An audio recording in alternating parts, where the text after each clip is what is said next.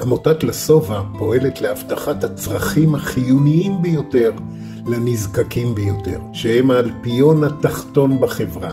בין שאר מפעליה היא דואגת לארוחה חמה לכ2,000 אנשים ביום, אלה זקנים עריריים, דרי רחוב, מכורים ונגמלים, אותם אנחנו מכבדים מדי יום כל השנים, בארוחה גדולה ומשביעה, תמורת שקל בודד אחד.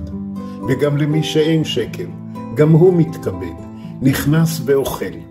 בדרך כלל זו הארוחה היחידה ביום שלה הם זוכים. ערך הארוחה הוא לא פחות מ-20 שקלים.